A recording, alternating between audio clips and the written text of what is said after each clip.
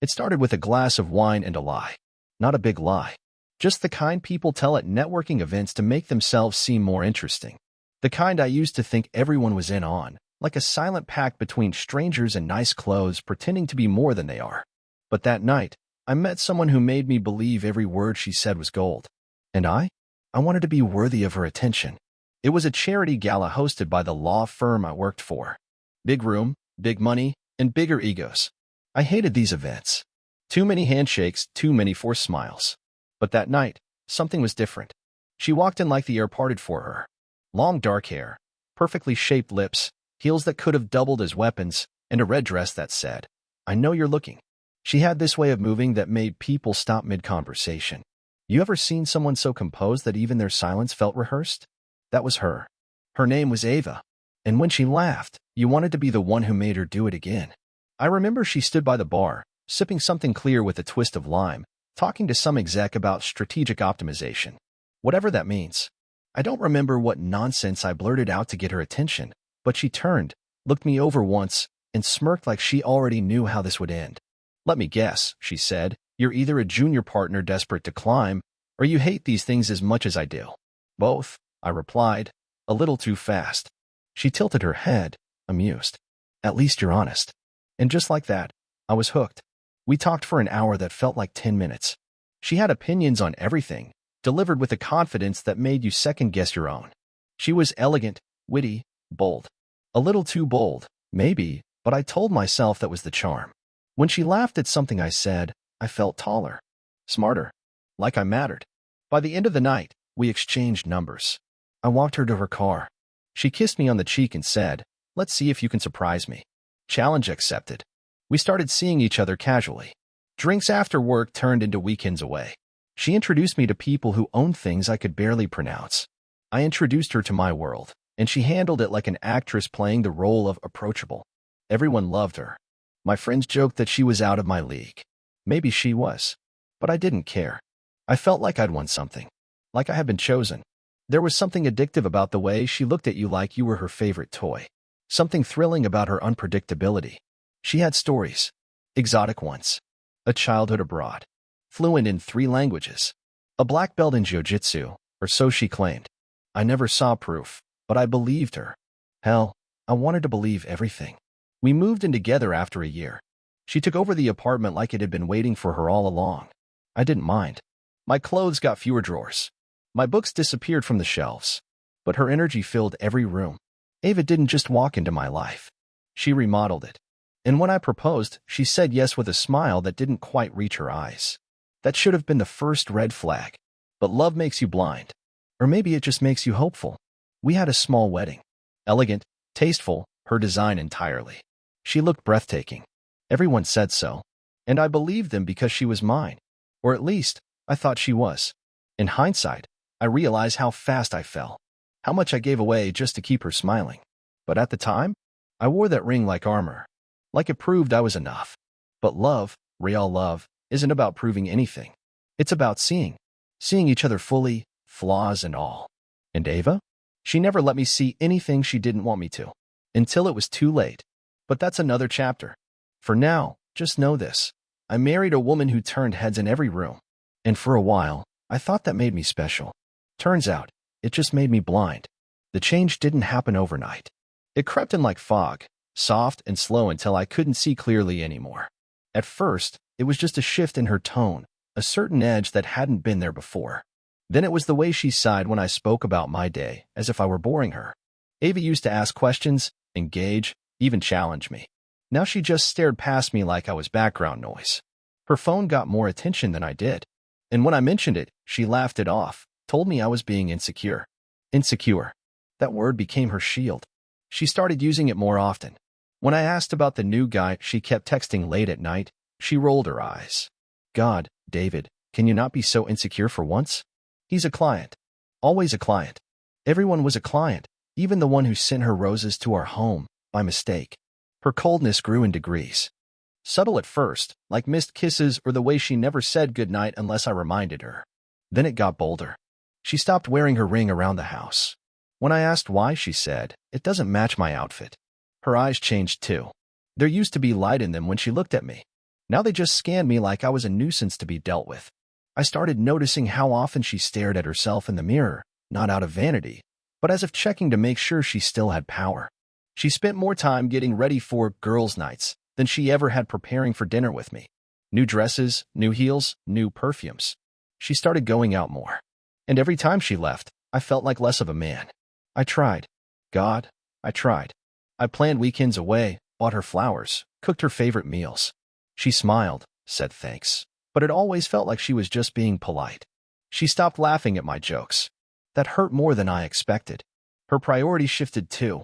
Conversations became all about appearances, influencer friends, luxury brands. She started following people on social media I'd never heard of. And she talked about them like they were personal friends. I didn't fit into that world. I didn't even want to. I started questioning myself. Maybe I had gotten too comfortable. Maybe I wasn't trying hard enough. I told myself it was just a phase. People change. Marriages go through rough patches. I read articles, listened to podcasts, even booked us a weekend couples retreat. She canceled the night before. Sorry, babe, something came up. It's a networking thing. I can't miss it. Networking. That word became her excuse for everything. For missing our anniversary dinner. For being gone all weekend. For not coming home until 3 a.m. One night, I stayed up waiting for her. She walked in, heels in hand, makeup smudged, and said, "You're still up." I didn't know what to say. I didn't even know what to ask. So I lied. I said, "Just working late." And she said, "Good," then walked right past me and into the bathroom, shutting the door. That night, I sat alone in our kitchen, staring at the fridge, wondering when exactly my marriage became a business transaction. And the worst part? I still loved her. At least, I think I did. Or maybe I just loved the version of her that didn't exist anymore. But I wasn't ready to let go. Not yet. She used to mention men casually. "This guy from work," she'd say. Or, "Someone I met at the conference." At first, I didn't think anything of it. I trusted her. We were still newly married, still in that haze where doubts seemed like disloyalty. But then it became a pattern. New names every few weeks. Men she worked with, supposedly. Advisors, mentors, business partners. Always some reason they needed to meet late, or talk after hours, or travel together. Her schedule was no longer ours. It was curated for someone else's benefit, though she'd insist it was all professional. I told myself it was modern life. She was in the consulting world. That world runs on connections, right? And she had always been ambitious, driven.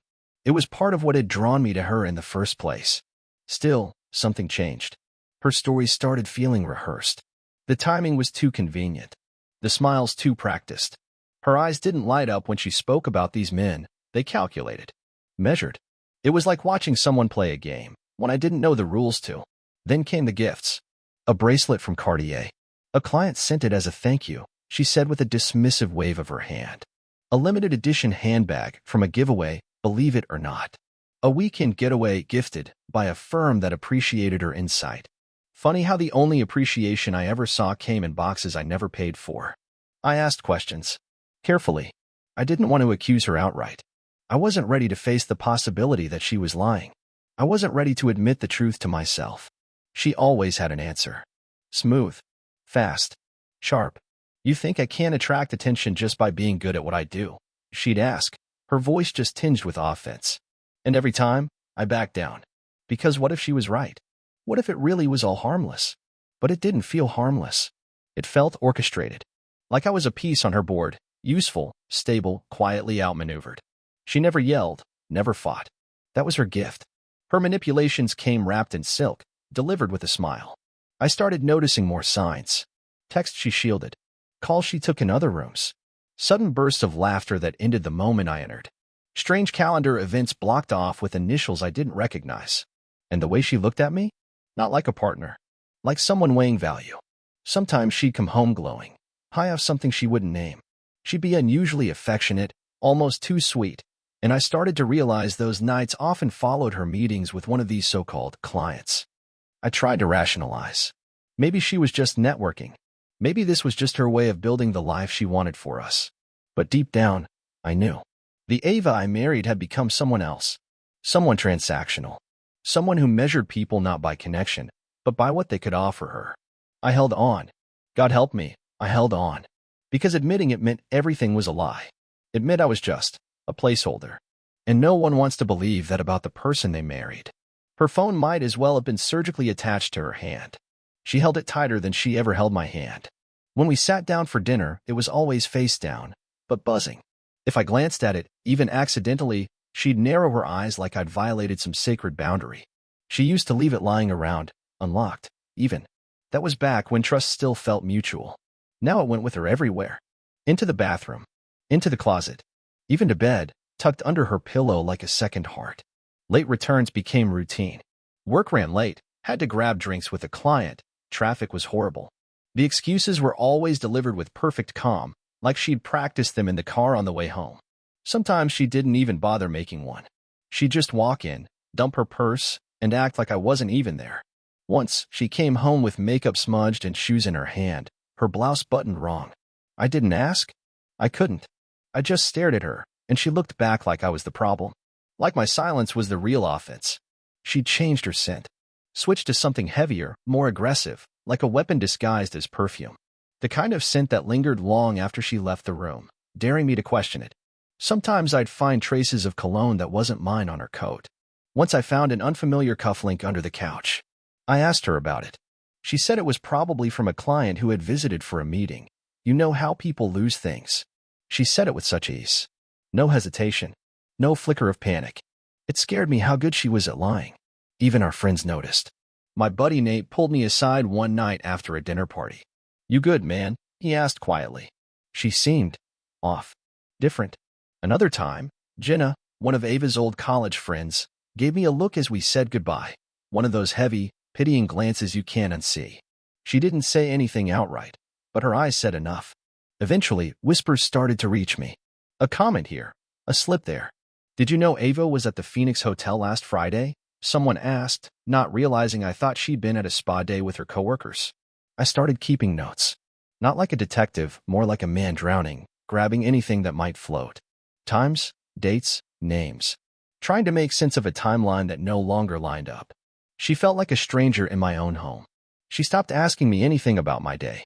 I could have told her I won the lottery, and she'd have nodded without hearing a word.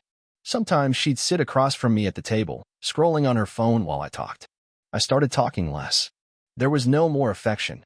No casual touches, no warmth in her voice. Just a cold civility, like I was a house guest overstaying my welcome. I remember one night clearly. We were watching a movie. Or rather, I was watching. She sat beside me, texting, laughing under her breath at messages I wasn't part of. At one point, I reached for her hand. She pulled away instinctively, like my touch repulsed her. I said nothing. What was there to say? I wanted to believe this was a rough patch. That we were just stressed. That she'd come back to me somehow. But deep down, I knew. This wasn't distance. It was departure. I was already living with the ghost of someone who used to love me. And the house we shared? It wasn't a home anymore. It was a stage. And I was the extra she hadn't figured out how to write out of the script. Still, I stayed. Because love isn't a switch you turn off. It's a storm you wait out until the roof collapses or the clouds clear. But I'd already started hearing the creaking beams above me. And I knew the storm wasn't over. It was just getting started. It was around the 5th time I heard a lie that didn't match the previous lie that something snapped in me. I stopped trusting her words. Not just questioning them.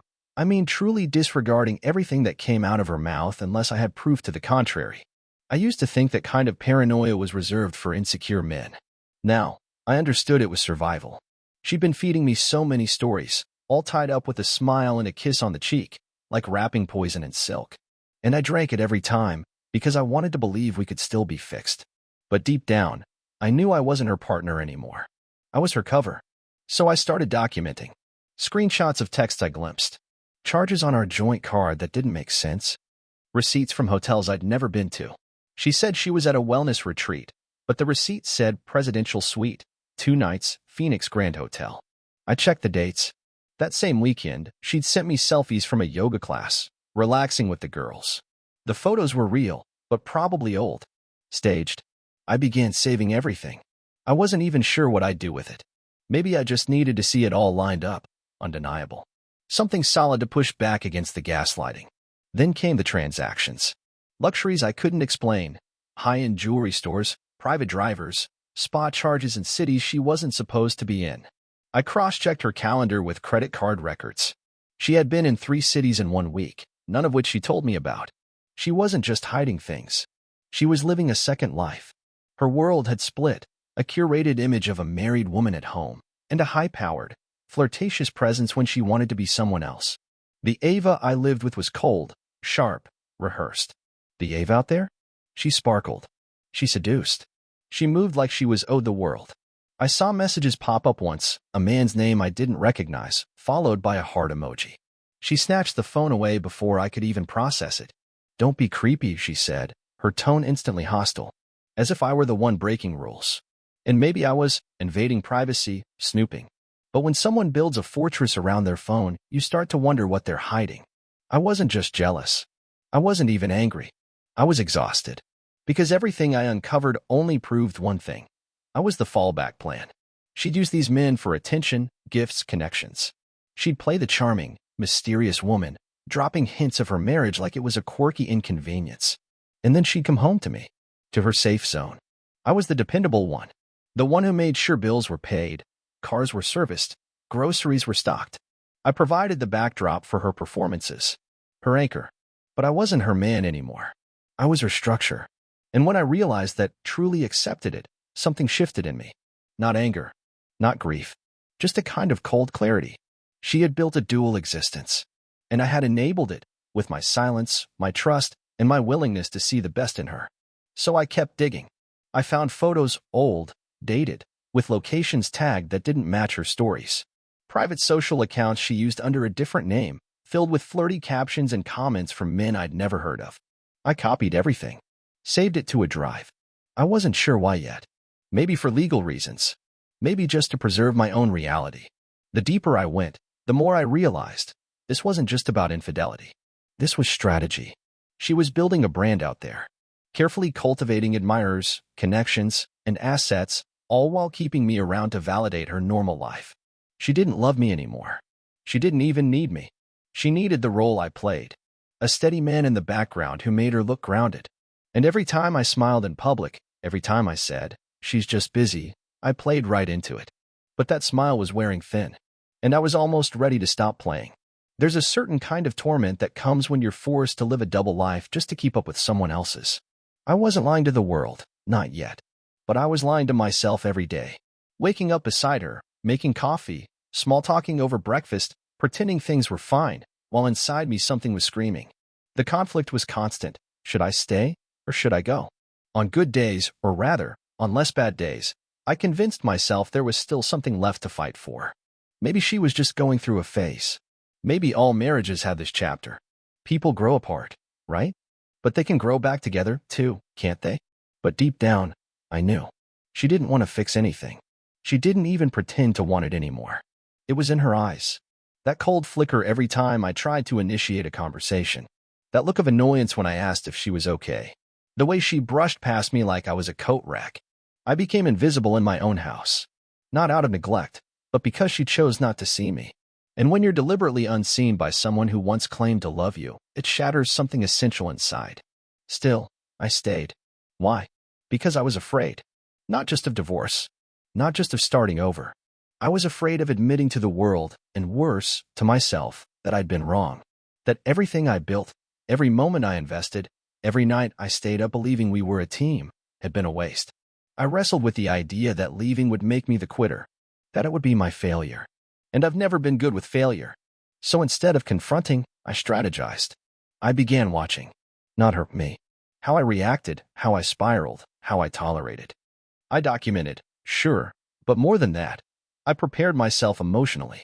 I began rehearsing what it would look like if I left, where I'd go, what I'd say, who I'd be without her. But I said nothing. I smiled when I had to. I played my part. The dependable husband. The quiet supporter. She barely noticed. She'd come and go without so much as a glance. Her phone always buzzing. Her outfits growing flashier, bolder.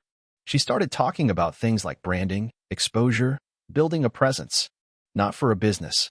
For herself. And when I asked what I could do to support her, she laughed. Support? Just stay out of the way. I nodded. Because by then, I had learned, asking for anything from her time, attention, Love was like shouting into the void. All I'd get back was my own echo. So I made a decision. I wouldn't confront her yet. I wouldn't beg, wouldn't cry, wouldn't plead for her to remember who we used to be. Instead, I'd stay quiet, but plan smart. I started separating finances, quietly shifting accounts, reviewing my options, talking to a lawyer just to understand things, setting aside the things I knew I'd want to take with me. I backed up photos, not of us, but of my family, my childhood, my own life before her, because I knew a storm was coming, and I didn't want to walk into it blind. My love had become a form of self-betrayal. Every time I compromised for her, I lost a little more of myself. I began asking, when did love become a cage? And when did I become too afraid to reach for the key? But now, the key was in my hand, and I wasn't going to use it yet, not until I was ready. But I knew one thing for sure, the next move would be mine. And this time, it would be deliberate. Once I accepted the truth that she wasn't coming back, not emotionally, not honestly, I knew I couldn't just wait for everything to collapse on top of me. I had to do something I never thought I'd do in a marriage, prepare for war. Quietly, patiently, like a man setting up his own escape route without making a sound. The day I met with a lawyer, it rained. Fitting, I thought. The office was discreet, tucked behind a nondescript door downtown.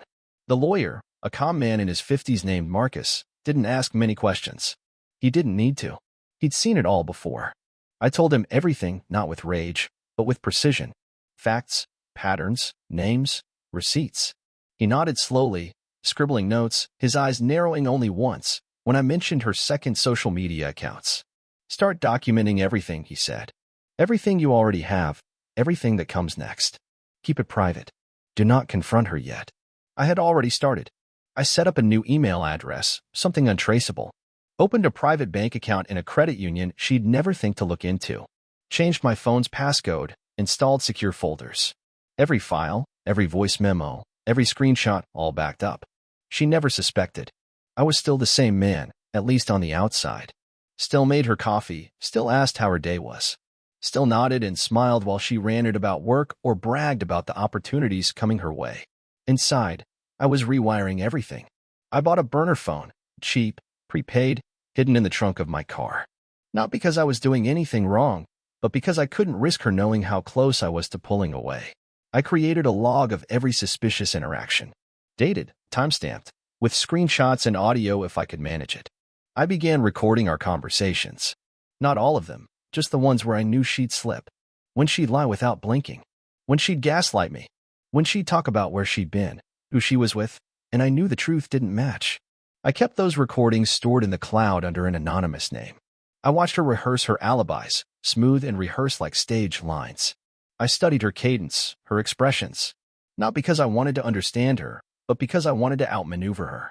The moment I realized I'd stopped trying to save us and had started preparing to win, something shifted. I didn't feel like a husband anymore. I felt like a survivor. I consulted Marcus regularly. Quiet meetings during lunch breaks, emails sent from public libraries. He walked me through what I'd need: bank statements, asset lists, proof of infidelity if I wanted leverage. I had it all. I just needed to time it right. At night, while she slept next to me, I stared at the ceiling and rehearsed everything. What I'd say, how I'd say it, what I'd take, what I'd leave. I thought about telling her the truth, showing her what I knew. But every time, I came back to the same conclusion: she didn't deserve the warning. She betrayed me in silence. I would dismantle her illusion the same way. I mapped out the logistics, where I'd go, who I'd call. I secured a short-term lease on a small apartment across town. Clean, furnished, quiet. Paid 6 months in advance from my private account. No paper trail. The more I planned, the more power I felt returning to me. This wasn't about revenge, not yet. This was about reclaiming myself, piece by piece. She had built a world where she felt untouchable, and I had quietly become the earthquake beneath it. Soon, she'd find out. But not yet. The final step was coming, and I would be ready. There's a strange calm that comes before a personal storm, a stillness in your chest, like you've stepped off a cliff but haven't started falling yet. That's how I felt the day everything came together. The documents were signed, the locks were changed, and the mask she'd worn for years was about to crack wide open. I finalized the divorce papers a week before she left town for another one of her business trips. I didn't ask where. I didn't need to. By then, I already knew her trips were less about work and more about whatever fantasy she was playing out with whichever man had her attention that week. This time, I didn't kiss her goodbye. I didn't help with her bags. I just watched her leave. High heels clicking on our hardwood floor, perfume thick in the air, phone already in her hand. She didn't look back. I waited until the flight tracker confirmed she was out of state. Then I went to work. First, I moved my essentials. Just a few bags, clothes, hard drives, personal documents. I didn't take much. I didn't want anything that smelled like her. While packing, I found old photos, our honeymoon, our first apartment, birthdays. I looked at them for a moment, felt nothing, and slid them into a storage box I didn't plan to open again. I had already rented a van. With a friend's help, I moved a few pieces of furniture into my new apartment. Everything else stayed. I wanted her to walk back into that house and feel the absence. Not just of my things, but of my presence. I changed the locks that afternoon. The locksmith didn't ask questions. He just nodded when I handed him the court papers. Then came the real step, the exposure. I had drafted an email. Clean. Factual. No rage, no drama. Just evidence, screenshots, photos, bank statements, excerpts from conversations. All of it laid out, chronologically. No embellishments. I sent it to 10 people. Her boss. Her closest friends. Her parents. A few of the men she'd been involved with. I didn't send it with spite. I sent it with clarity. She had crafted an image of perfection. I wasn't going to let her keep it. Some of them didn't respond. Some replied with disbelief. One friend called me, voice shaking, apologizing for not saying something sooner. Another emailed back just 2 words. I knew. The storm hadn't hit her yet. But the clouds were gathering. I turned off my phone. Not out of fear, out of peace. I went to the apartment, sat on the floor with a drink in my hand, and just breathed. For the first time in years, I wasn't watching my back. I wasn't performing. I was just me, stripped of the lies, the pretense, the emotional knots I'd been twisting myself into. That night, I slept without hearing the click of her keyboard in the next room. Without the faint vibration of texts she was too quick to hide. I slept in silence. And I woke up free.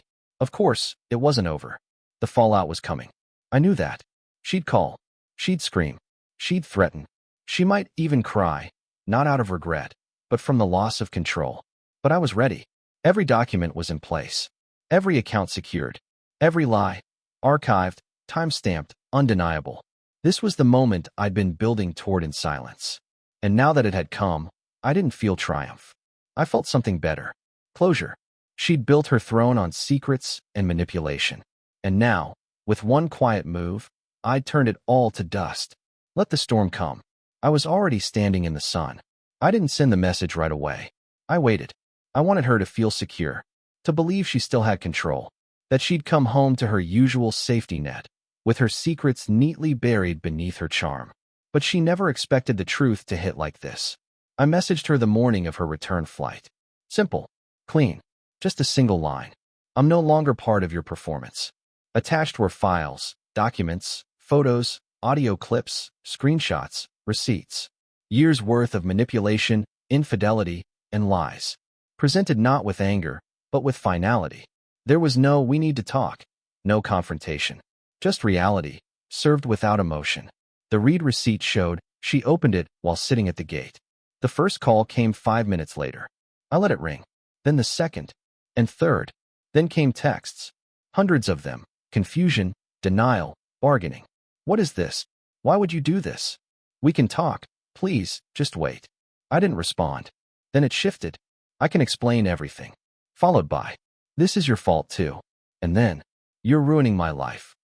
By the time she landed, her world had already begun to unravel. I knew about the man she was seeing most recently. He wasn't just another fling. He was married. 2 kids. A wife who, ironically, had once liked one of Ava's Instagram posts about loyalty. I sent her the same file. I don't know what happened after that, but I imagine it was loud. Within hours, mutual friends started messaging me. Some confused, some apologetic, some, surprisingly, supportive. She's freaking out, one texted. Like, full-on breakdown. Did you really know all this time?